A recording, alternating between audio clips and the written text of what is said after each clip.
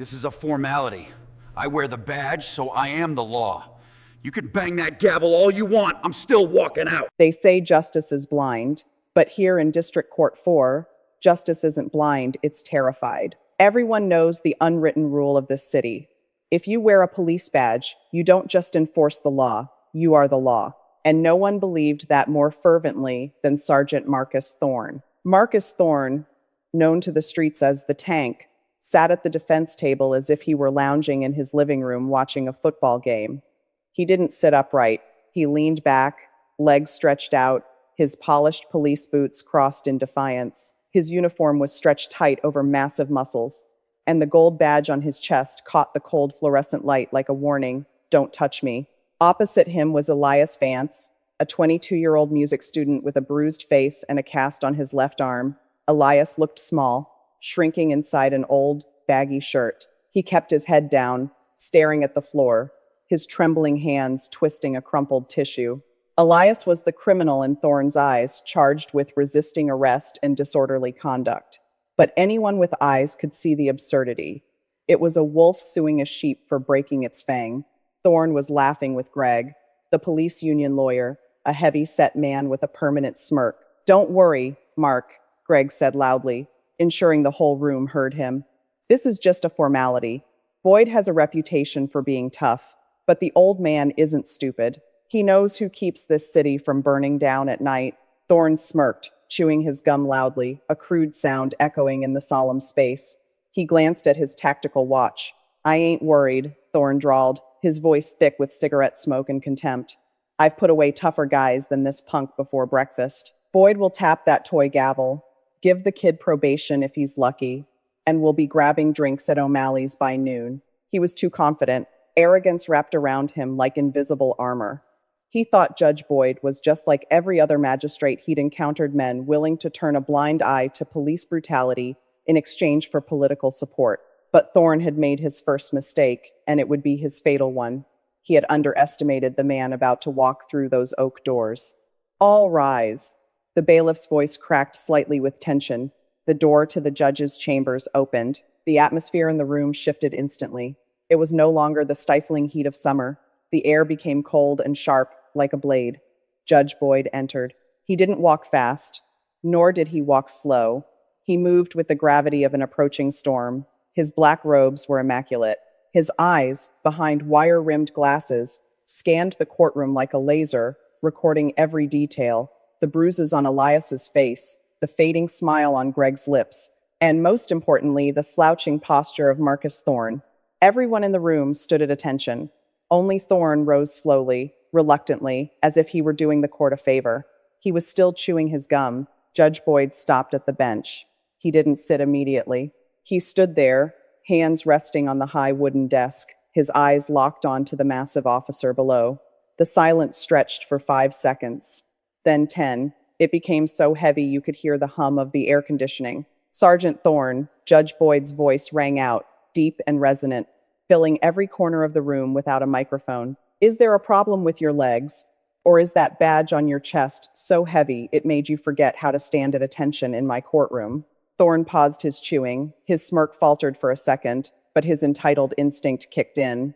"Just a little stiff from chasing criminals all night, Your Honor," Thorne replied, his tone feigning politeness, but dripping with sarcasm.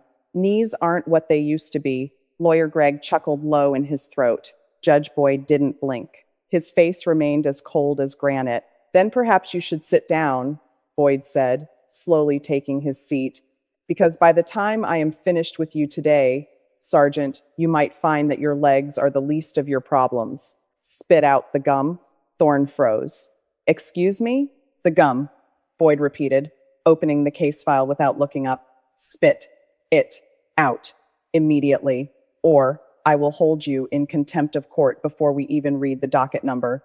Thorne's face flushed red with anger. He ground his teeth, glancing at his lawyer. Greg gave a small shake of his head, signaling him to endure it. Thorne huffed, spit the gum into a tissue, crumpled it, and threw it hard onto the table. He thought this was the ultimate humiliation. He had no idea. This was just the gentle prelude to the nightmare about to crash down on him. The courtroom settled into a tense silence, as the prosecutor, Mr. Sterling, stood up. Sterling was a man who looked like he had been ironed, flat, stiff suit, stiff hair, stiff personality. He adjusted his glasses and picked up the police report, treating it like holy scripture. Your Honor, Sterling began, his voice monotonous, the state intends to prove that on the night of August 14th, the defendant, Elias Vance, was in a state of extreme intoxication. When approached by Sergeant Thorne for a routine wellness check, Mr. Vance became belligerent, shouted profanities, and ultimately physically assaulted an officer of the law. Elias, sitting at the defense table, shook his head frantically, tears welling in his eyes. He whispered something to his public defender, a tired-looking woman who just patted his arm and told him to hush. Judge Boyd saw this interaction. He saw the desperation in the boy's eyes. It was the look of someone drowning in a sea of falsehoods. The state calls Sergeant Marcus Thorne to the stand, Sterling announced. Thorne stood up, shooting a glare at Elias that promised pain if he dared to speak up. He walked to the witness stand with that same swagger, though slightly dampened by Judge Boyd's earlier dressing down. He placed his hand on the Bible. Do you swear to tell the truth, the whole truth, and nothing but the truth? The bailiff asked. I do, Thorne grunted. He sat down, the wood of the witness chair creaking under his bulk. Sergeant, Sterling asked, please tell the court what happened that night. Thorne leaned into the microphone. This was his stage. He had rehearsed this monologue a dozen times in the mirror. It was around 11 p.m., Thorne began, his voice dropping to a serious, hero cop register. I was on patrol near the University District. I observed the suspect stumbling down the sidewalk, shouting at passersby. He was clearly disturbing the peace. I exited my vehicle to de-escalate the situation. He paused for effect, glancing at Judge Boyd to see if the old man was buying it. Boyd's face was unreadable, his pen hovering over his notepad. Go on, Boyd said, his voice flat. Yes, Your Honor. When I approached Mr. Vance, I identified myself and asked him to stop. He snapped. He started screaming that he hated cops. I tried to calm him down, but he lunged at me. He swung a glass beer bottle at my head. I had no choice but to use necessary force to subdue him for his safety and mine. A gasp rippled through the gallery. Elias buried his face in his hands. Liar, Elias sobbed, his voice cracking. I didn't have a bottle. I was walking home from rehearsal. I play the violin. Order! Boyd didn't shout, but his voice cut through the noise like a whip. Mr. Vance, you will have your turn. Sergeant Thorne, continue. Thorne smirked. He loved it when they cried. It made them look guilty. Like I said, Thorne continued, emboldened. He swung at me. I performed a standard takedown. He resisted the whole time, kicking and spitting. That's how he got those bruises, Your Honor. He did it to himself, struggling against the pavement. I followed protocol to the letter. Sterling nodded, looking satisfied. Thank you, Sergeant. The state rests. The narrative was perfect. The dangerous drunk, the heroic officer, the unfortunate but necessary use of force. It was a story Thorne had told 100 times, and it had worked every single time. Why would today be any different? Judge Boyd slowly took off his glasses. He cleaned them with a small cloth, taking his time. The silence stretched again, making Thorne shift uncomfortably in his seat. Sergeant Thorne, Boyd said softly, inspecting his lenses, you stated that the defendant swung a glass bottle at your head? Yes, sir. A brown beer bottle. And you feared for your life? Absolutely. A blow like that could kill a man. I see. Boyd put his glasses back on. He looked at Elias, then back at Thorne. And yet, in the evidence log provided by the prosecution, there is no broken glass. There is no bottle recovered from the scene, not even a shard. Thorne blinked. He hadn't expected the judge to actually read the inventory list. Usually, they just skimmed the summary. Well, Thorne stammered, his confidence cracking for the first time. It must have shattered into the gutter. Or maybe someone kicked it away. It was a chaotic scene, Your Honor. Chaotic, Boyd repeated the word, tasting it. You said you were alone on patrol, just you and the defendant on an empty street. Who would have kicked it away? Sergeant, a ghost? Thorne's jaw tightened. I don't know where the bottle went. I just know he had it. Boyd leaned forward. The temperature in the room seemed to drop another 10 degrees. You are under oath, Sergeant. Do you understand the penalties of perjury in my courtroom? Thorne puffed out his chest, his defense mechanism kicking in. I know what I saw. I'm a decorated officer. Are you questioning my integrity over the word of this junkie? I am not questioning your integrity yet, Sergeant Boyd said, his eyes narrowing. I am questioning your memory, because you seem to remember a bottle that doesn't exist, and you seem to have forgotten that in this city, the truth leaves footprints. Boyd turned to the court clerk. Connect the display screen. Thorne frowned. Display screen? For what? You said you followed protocol, Boyd said, a dangerous glint in his eye. And protocol dictates that your body camera must be active during any citizen interaction. You didn't submit any footage, Sergeant. You claimed the camera malfunctioned. It did, Thorne insisted, sweat beginning to bead on his forehead. Battery died. Piece of junk technology. That's what you wrote in your report, Boyd agreed. He picked up a small flash drive from his desk. But it seems the IT department at the precinct found a backup file on the server this morning. A file that was manually deleted, but, thankfully, recoverable. The color drained from Marcus Thorne's face. The tank had just run into a minefield. The large monitor mounted on the courtroom wall flickered to life. A collective breath was held in the gallery. Even the air conditioning seemed to stop humming, as if the building itself was leaning in to watch. Thorne stared at the screen, his eyes wide and unblinking, like a deer caught in the headlights of a semi-truck he knew was about to crush him. He gripped the railing of the witness stand so hard his knuckles turned white. He knew what was coming. He just didn't know how much of it Boyd had. Let's watch this malfunction together, shall we? Boyd said, pressing a button on his console. The video started. It was grainy at first, the timestamp in the corner marking the date, August 14th, 10:58 p.m. The camera angle was from Thorne's chest. It showed the interior of his patrol car. He wasn't patrolling a chaotic university district. He was parked in a quiet alley, finishing a text message. Then, he looked up and saw a figure walking down the sidewalk across the street. It was Elias. In the video, Elias wasn't stumbling. He wasn't screaming profanities at passersby. There were no passersby. The street was empty. Elias was walking with a slight bounce in his step, carrying a violin case in his right hand and nothing in his left. His hands were empty. Pause, Boyd commanded.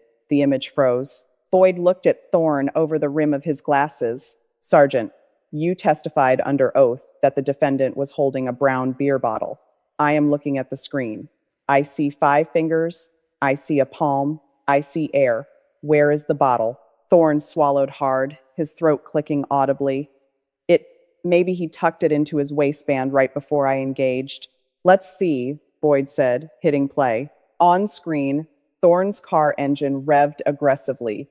He pulled a U-turn, tires screeching, and slammed the brakes right next to Elias. The boy jumped, clearly terrified. Hey, you! Thorne's voice on the recording was a bark of aggression. Get over here. Elias stopped. He didn't run. He didn't lunge. He simply turned around, clutching his instrument case. Officer? Did I do something wrong? Elias's voice on the tape was soft, polite, trembling. I said, get on the ground, Thorne screamed, exiting the vehicle. There was no de-escalation. There was no conversation. In the video, Thorne didn't even wait for compliance. He rushed the kid. Elias raised his hands open palms in a universal gesture of surrender. Wait, crack. The sound of Thorne's baton hitting Elias's collarbone echoed through the silent courtroom. It was a sickening, wet thud. On the screen, the camera jerked violently as Thorne tackled the student to the concrete. Stop resisting. Stop resisting. Thorne was yelling the standard police line, but the video showed something else entirely. Elias wasn't resisting. He was curled into a ball, trying to protect his head, while Thorne rained blows down on him. Please, Elias screamed on the recording. My arm! I need my arm for school! Shut up, Thorne roared, driving his knee into the boy's back. The violence was gratuitous. It was savage. It was the work of a bully with a badge, not a peacekeeper. Thorne closed his eyes in the witness stand. He couldn't watch it anymore. Keep your eyes open. Sergeant. Boyd's voice lashed out. You wanted us to believe you were the victim. You will watch every second of your heroism. The video continued. Thorne cuffed Elias, dragged him to the car, and threw him into the back seat like a sack of garbage.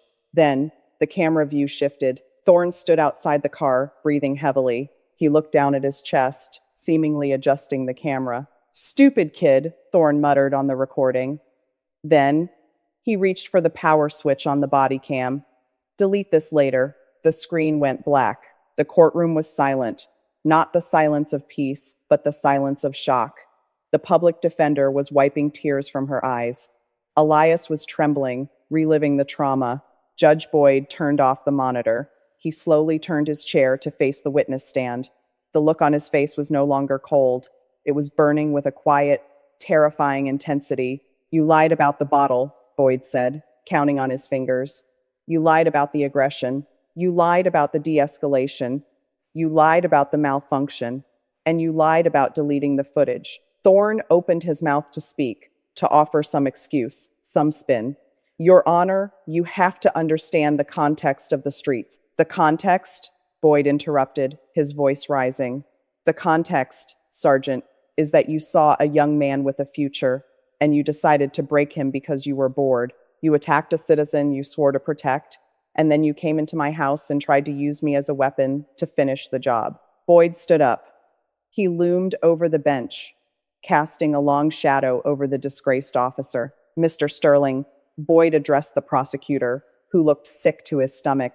Does the state still wish to pursue charges against Mr. Vance? No, Your Honor, Sterling said quickly, loosening his tie as if the guilt was choking him. The state moves to dismiss all charges with prejudice. Immediately, motion granted, Boyd slammed the gavel. Mr. Vance, you are free to go. But Sergeant Thorne, Boyd smiled, but there was no warmth in it. It was the smile of a wolf baring its teeth. Don't get comfortable. We are just getting started. The gavel strike that freed Elias Vance still echoed in the room, but the tension didn't dissipate. It curdled.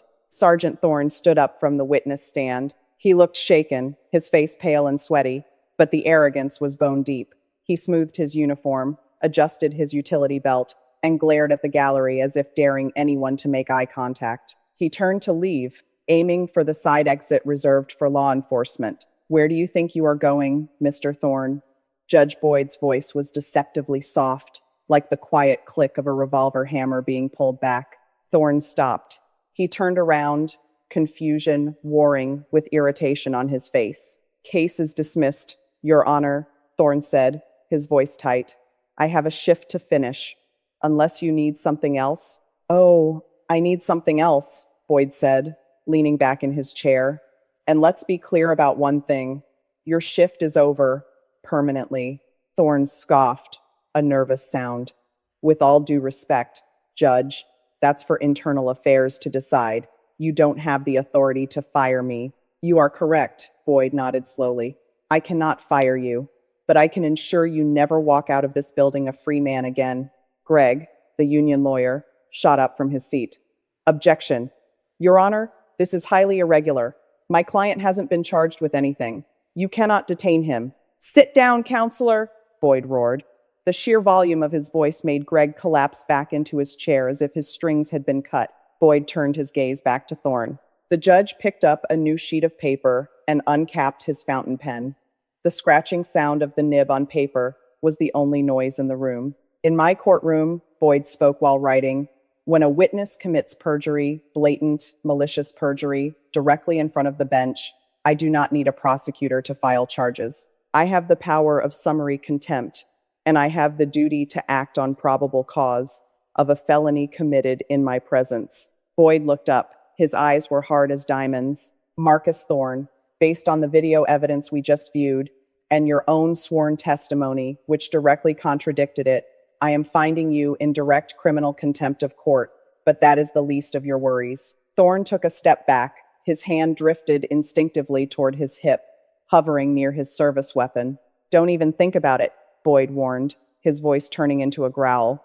Deputies, secure the defendant. The two court deputies, men who had worked alongside Thorne for years, hesitated.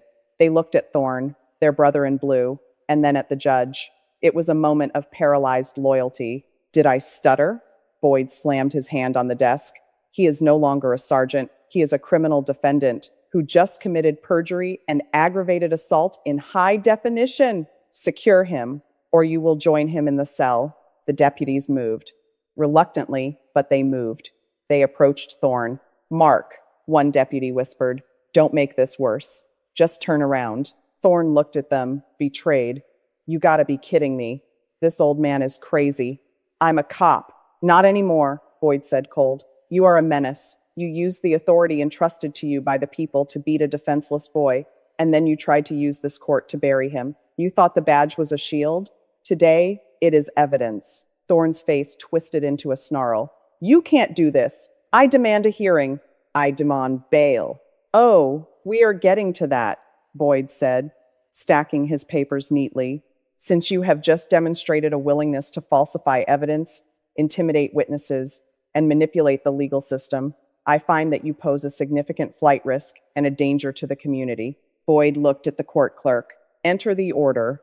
Bond is set at $500,000. Cash only. $500,000? Thorne screamed as the deputies grabbed his arms. That's insane. That's murder money. It is justice money, Boyd corrected. And since you seem to have trouble with your memory, let me remind you of something else. You are being remanded into custody immediately. No phone calls. No union rep meetings in the hallway. You go straight to processing. Thorne struggled, his massive frame straining against the deputies. Get your hands off me. Do you know who I am? I run these streets. Take him away. Boyd waved his hand dismissively. As they dragged Thorne toward the holding cell door, the same door innocent people had walked through because of his lies, Judge Boyd spoke one last time. Mr. Thorne?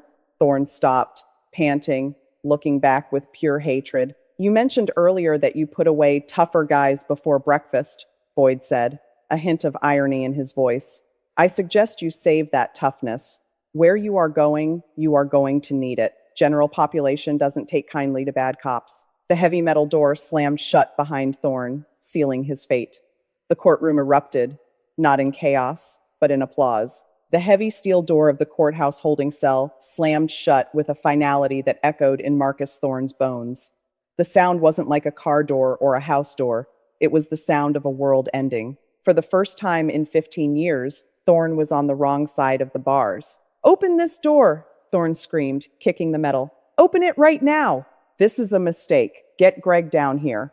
Get the chief. His voice, usually a weapon that commanded fear, bounced uselessly off the concrete walls. The acoustics of the basement were designed to swallow hope, and Thorne was tasting the bitter flavor of it for the first time. Through the small reinforced window, he saw Deputy Miller, a man Thorne had gone fishing with just last weekend, standing by the booking desk. Miller wasn't looking at him. He was studiously staring at his paperwork, refusing to make eye contact. Miller, Thorne roared, his face pressed against the glass. Don't ignore me. Get me out of here. You know this is bogus. The old man is senile. Miller slowly looked up. There was no pity in his eyes, only a cold distance. The brotherhood of the badge had a limit, and Thorne had just sprinted past it. Quiet down, inmate, Miller said, his voice flat. Inmate? Thorne choked on the word. I'm Sergeant Thorne. I'm your superior officer. Not anymore, Miller replied, walking over to the door. He didn't open it to let Thorne out. He opened the small slot to slide in a plastic bin.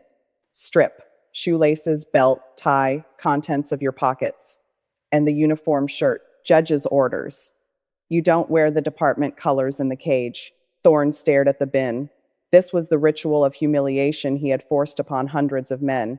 He had laughed as they fumbled with their belts, mocking their shame. Now, the script was flipped. With trembling hands, Thorne undid his belt. He pulled off his tie.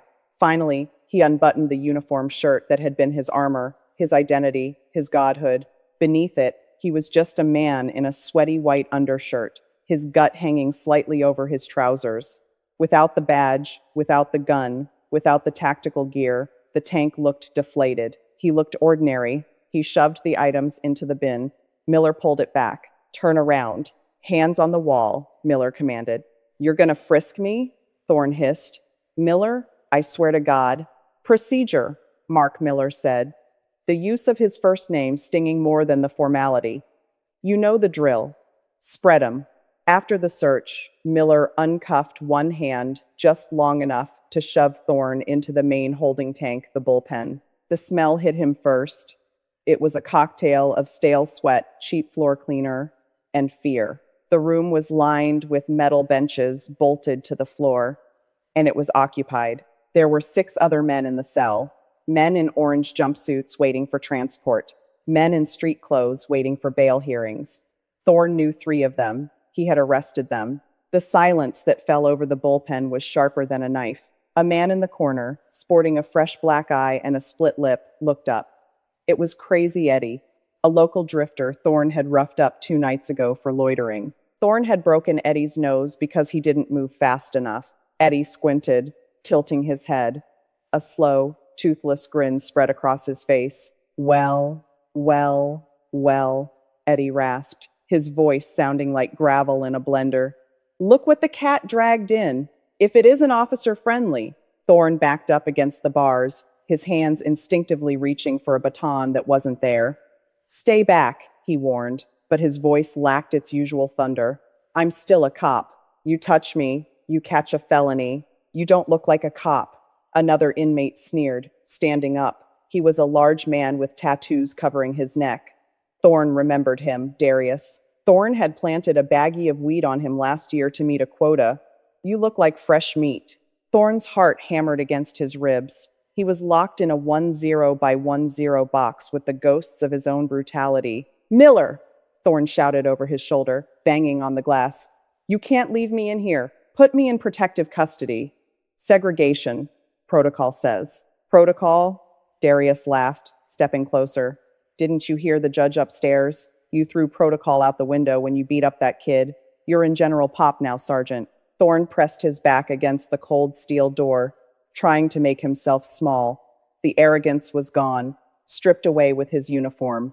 In its place was a primal, shaking terror. He wasn't the hunter anymore. He was the prey, and the walls were closing in. Upstairs, in the quiet sanctity of his chambers, Judge Boyd signed the final order of detention. He took a sip of his tea, the steam rising in the cool air. He didn't smile. He didn't gloat. He simply turned the page of the docket to the next case. The trash had been taken out.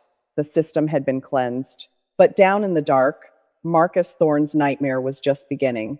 Inside the bullpen, the standoff was broken not by violence, but by the rattle of keys. Thorne, step out! Deputy Miller's voice echoed from the hallway. Thorne let out a breath he didn't realize he had been holding.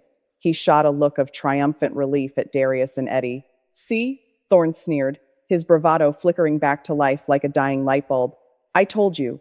It was all a mistake. My lawyer is here. I'll be out of here in 10 minutes. And then, he made a gun shape with his hand and pointed it at Darius. I'll remember this conversation. Darius just laughed. It was a cold, knowing sound. You better hope you don't come back, Sergeant, because next time, the deputies might take a coffee break while we settle up. Thorne hurried out of the cell, grateful for the heavy door sliding shut between him and his victims. He let Miller cuff him procedure again, but he stood taller. Greg was here. Greg, the Union Shark. Greg would have a writ of habeas corpus.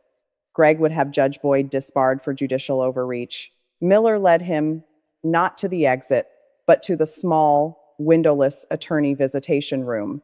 It smelled of stale coffee and desperation. Greg was sitting at the metal table, but something was wrong.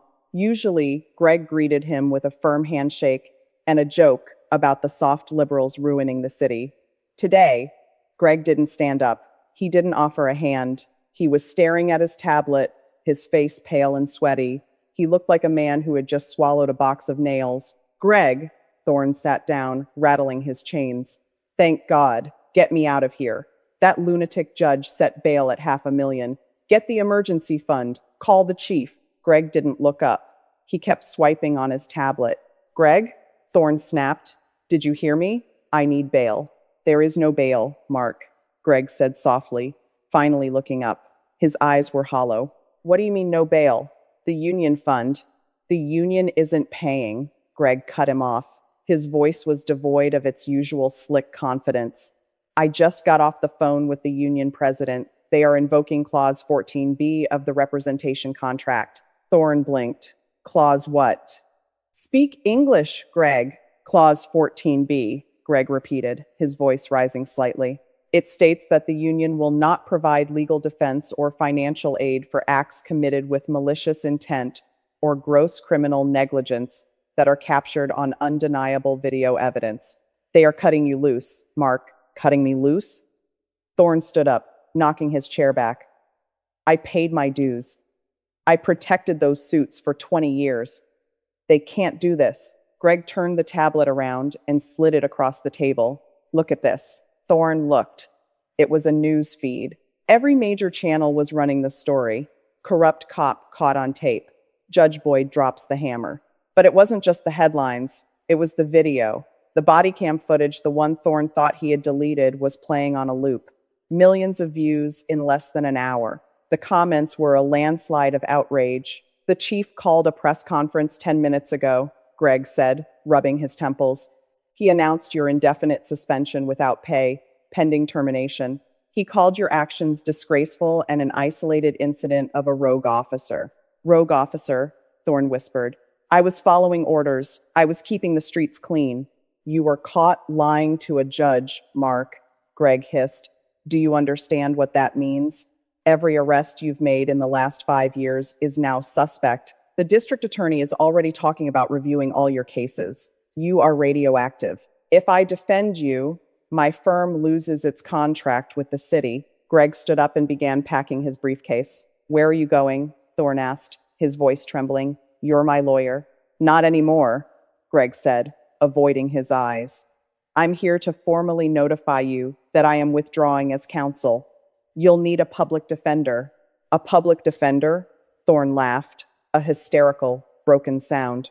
You mean the people I used to mock? The ones I called ambulance chasers? Greg, please. You can't leave me here.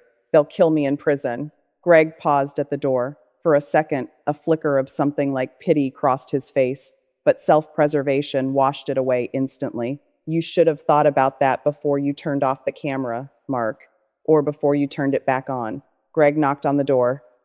Deputy, I'm done here. Greg, Thorne screamed, lunging for the door as Miller opened it. Greg, don't walk away. I know things. I know about the missing evidence in the 4th precinct. I'll talk. I swear to God, I'll burn all of you. The door slammed shut, cutting off his scream. Inside the room, Marcus Thorne stood alone. The silence was absolute. The union was gone. The chief was gone. His lawyer was gone. The money was gone. He looked at his reflection in the one-way glass. He didn't see the tank anymore. He saw a man drowning in the deep end, and he had just realized that no one was coming to throw him a line. 30 minutes. That was how long Marcus Thorne sat alone in the metal chair, staring at the concrete block wall. 30 minutes of silence that felt louder than a riot. He was waiting for a miracle. He was waiting for the door to burst open and the chief to walk in, laughing, telling him this was all just a scare tactic to teach him a lesson. He was waiting for the nightmare to end. The door finally opened. But it wasn't the chief. A woman walked in. She was carrying a heavy stack of files that looked like they weighed more than she did. She wore a cheap gray suit and sensible shoes. Thorne recognized her immediately. It was Miss Hart, the overworked, underpaid public defender who had been representing Elias Vance just an hour ago. The same woman Thorne had sneered at, calling her a bleeding heart under his breath. Thorne stood up, his face twisting in disgust. You gotta be kidding me. Is this a joke? Miss Hart didn't flinch. She dropped the heavy files onto the table with a loud thud. She didn't look intimidated. She looked exhausted. Sit down, Mr. Thorne, she said, her voice dry and professional. We don't have much time. Judge Boyd wants you arraigned on the new charges within the hour. I don't want you, Thorne spat. I want a real lawyer. I want a private attorney. Miss Hart stopped sorting her papers. She looked up, adjusting her glasses. Mr. Thorne, you filled out the indigency affidavit 5 minutes ago with Deputy Miller. Your assets are frozen, pending the civil forfeiture investigation. The union has abandoned you. Your friends aren't answering the phone. So, unless you have a hidden stash of gold bars under your mattress, I am the only real lawyer you have. Thorne slumped back into the chair. The reality hit him like a physical blow. He was indigent. He was one of them now. Fine, Thorne grumbled. What's the damage? What can you get me? Probation? Suspended sentence? Miss Hart laughed. It was a short, sharp sound devoid of humor. Probation? Marcus, have you looked at the docket? She opened the file. Judge Boyd didn't just hold you in contempt. He referred the case to the district attorney with a recommendation for maximum prosecution. Racketeering, aggravated assault, perjury, filing a false police report, violation of civil rights, and she paused, tapping the paper, witness tampering. Tampering? Thorne blinked. You threatened Deputy Miller when he booked you, she reminded him. On camera. In the holding cell. That's another 5 years right there. Thorne put his head in his hands. So fix it. That's your job. Get me a deal. The DA isn't offering deals today, Hart said coldly. You are the most hated man in the city right now. The mayor needs a scapegoat, and the police chief needs to prove he's cleaning house. You are the sacrificial lamb, Marcus. The system you spent 20 years manipulating, it's designed to crush people like you, and you know exactly how efficient it is because you helped build it. Thorne looked up, his eyes wet with panic. Alana, Miss Hart, please. You saw that cell. You saw those guys. Darius, Eddie, they're gonna kill me. You have to get me bail. You have to get me into protective custody. I'll file the motion for PC, Hart sighed, closing the file. But I can't promise anything. The jail is overcrowded. And frankly, the guards aren't feeling very charitable toward you right now. You made them all look bad. She stood up to leave. Wait! Thorne reached out, his chains rattling. Don't leave. What do I do? What happens next? Miss Hart looked down at him. For a second, he looked just like Elias Vance, small, scared, and powerless. But unlike Elias, Thorne had earned his place in that chair. What happens next? Hart repeated. Next, you go back to your cell. Next, you wait. And you pray that Judge Boyd is in a better mood tomorrow than he was today. But knowing him, I wouldn't count on it. She knocked on the door. Deputy, we're done. As the door opened, the sounds of the jail drifted in, shouting, banging, the chaotic noise of incarceration. Thorne looked at the open doorway with terrified eyes. Don't make me go back there, he whispered. Welcome to the system, Mr. Thorne, Miss, Hart said, walking away without looking back. 24 hours. That was all it took for the world of Sergeant Marcus Thorne to invert completely. When he walked back into courtroom 4B, the silence was different. Yesterday, it was the silence of fear. Today, it was the silence of judgment. Thorne wasn't wearing his pressed blue uniform with the gleaming badge. He was wearing a bright orange jumpsuit that smelled of industrial detergent. His wrists were shackled to his waist. He didn't stride, he shuffled.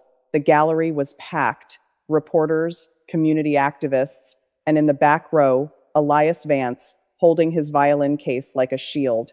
Elias didn't look scared anymore. He looked relieved. All rise, the bailiff announced. Judge Boyd entered. He looked exactly the same as yesterday, calm, immaculate, terrifying. He sat down and opened the new file. State of the City versus Marcus Thorne, Boyd read, his voice echoing. Docket number 9,942. Charges: aggravated perjury, filing a false official statement, witness intimidation, and deprivation of civil rights under color of law. Boyd looked over his glasses at the orange-clad figure. Mr. Thorne, you are represented by Miss Hart from the Public Defender's Office. How do you plead? Miss Hart stood up. Your Honor, at this time, my client stands mute. We enter a plea of not guilty for the record. Noted, Boyd said. He leaned forward, clasping his hands. Now, regarding bond, Thorne looked up. His eyes were red-rimmed and sunken. Your Honor, he croaked, his voice breaking. Please, I made a mistake. I served this city for 20 years. I have a family. I can't be in there. They know who I am. It's a death sentence. Boyd stared at him. For a long moment, he didn't speak. You served this city? Boyd asked quietly. Is that what you call it? When you beat a student for walking home? When you lied to my face? When you threatened your own colleagues? Boyd picked up the remote for the screen. The frozen image of Thorne raising his baton was still displayed. That is not service, Mr. Thorne. That is predation. You wore that badge not as a symbol of duty, but as a license to hunt. You relied on the fear of the citizens and the silence of good officers to protect you. But yesterday, the silence ended. Thorne lowered his head, a single tear tracing a path through the grime on his face. You ask for mercy because of your service, Boyd continued, his voice hardening into steel. But I hold those who enforce the law to a higher standard, not a lower one. When a police officer becomes a criminal, he breaks the foundation of society itself. Boyd grabbed his gavel. He didn't strike it yet. He held it suspended, a sword of Damocles. The prosecution has requested that you be held without bail pending trial. Given the video evidence of witness intimidation inside my own jail, Boyd paused. I am inclined to agree. No, Thorne gasped. Please. Bond is denied, Boyd's voice thundered. You are remanded to the custody of the sheriff. And Mr. Thorne? Thorne looked up, hopeless. I am recommending solitary confinement for your own protection, Boyd said. Not out of kindness, but out of necessity. You will have a long time to think about the difference between authority and power. Authority is given, power is taken, and you have lost both. Bang. The gavel struck. The sound was final. It was the sound of a career ending, of a life dismantling. Deputies moved in, not Miller this time, but strangers. They grabbed Thorne by the arms. He didn't fight. He didn't argue. The tank was gone. All that was left was a prisoner in orange. As they led him away, Thorne glanced at the back of the room. He locked eyes with Elias Vance. Elias didn't smile. He didn't jeer. He simply watched, bearing witness to the fall of a giant. The side door closed behind Thorne. The chain rattling faded away. Judge Boyd adjusted his robe. He looked at the packed gallery, then at the clerk. Next case, Boyd said calmly, because justice doesn't stop for anyone, not even for a sergeant.